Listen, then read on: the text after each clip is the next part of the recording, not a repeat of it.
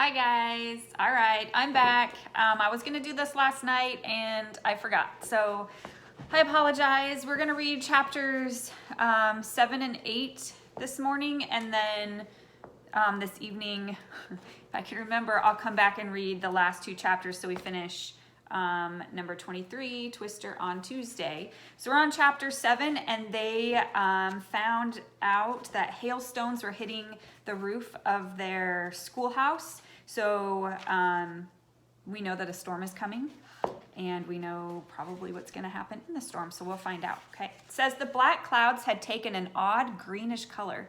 They all seemed to be going in different directions. Do you think it's a grasshopper attack? Annie asked nervously. No, I think it's some more weird weather, like that hailstorm, said Jack. Let's go before it gets worse. As they started back to the treehouse, the wind picked up.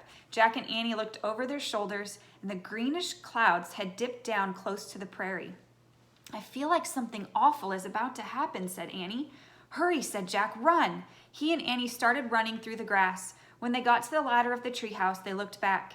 In the distance, twisting black clouds had dropped out of the storm clouds. They were swirling into a funnel shape. The dark funnel started twisting across the prairie. Jack's heart nearly jumped out of his chest. It's a twister, he said. Oh no, cried Annie. The twister was whirling and tearing across the grass. So here's a picture of the twister, and you can see they're right next to the magic treehouse. So we'll see what happens. Let's get out of here, said Jack, and he grabbed the rope ladder and started up. Wait, said Annie. We have to help Miss Neely and the other kids. They have a storm cellar, Jack said. That's what our book said. Yeah, it's only their first day in the dugout. They might not know about it, said Annie. There was a rug on the floor.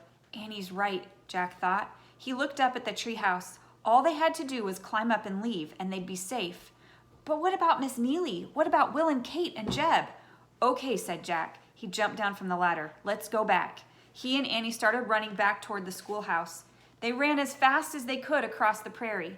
The roaring sound of the twister followed them. Suddenly, the wind threw them to the ground. Jack clutched the tall grass, trying to stand. When he got up, he grabbed Annie's hand. He pulled her up, too. With all his might, Jack held on to Annie and pulled her along. The roaring twister came closer and closer. The wind ripped up the grass and earth around them. The roar grew deafening. Jack and Annie could barely stay on their feet. Finally, they reached the dugout. They tried to open the door, but it wouldn't budge. They banged on the door with their fists. Let us in, Annie shouted. No one opened the door. They can't hear us, yelled Jack. But the sound of the twister drowned out his voice. Suddenly, the schoolhouse door blew off its hinges. It went flying through the air. Jack grabbed Annie and pulled her into the dugout. Inside, the benches were overturned. The room was a mess. Miss Neely and the three kids were pressed against the dirt wall. Kate and Will screamed as the winds whipped around the room. Miss Neely hugged Kate. Jeb held on to Will. Get in the cellar, Jack yelled. What cellar? Shouted Miss Neely. Together, Jack and Annie pulled the rug off the floor and uncovered the cellar door. They grabbed the door and tried to open it, but the wind was blowing too hard. Suddenly, Jeb was beside them. He pulled the door open. A ladder led down into the cellar. One by one, Will, Kate, Miss Neely, and Annie went down the ladder. Jack waited for Jeb to go down. Go, go, Jeb shouted. Jack climbed down into the cellar. So here's a picture of them in the schoolhouse. You can see Jack and Annie are getting to the cellar door that was under that rug. And the teacher didn't know that door was there. So it's a good thing Jack and Annie came back so they know where to go. Jeb came last. He closed the door behind him, leaving everyone in total darkness. The twister roared fiercely above them. It sounded like a train barreling right through the schoolhouse. As the twister roared and howled, Jack couldn't think. He couldn't feel. He was totally swept up in the howl of the wind. Then, just as Jack felt he would disappear in the roar of the twister, the noise died down, and then it was silent. No one spoke for a moment in the blackness. Then Annie broke the silence. Are we still alive? She whispered. Everyone laughed. Yes, I think we are, said Miss Neely.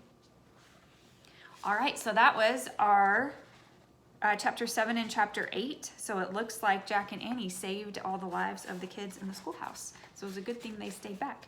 All right, we will finish our last two chapters in the next video. All right, I'll see you guys. Bye.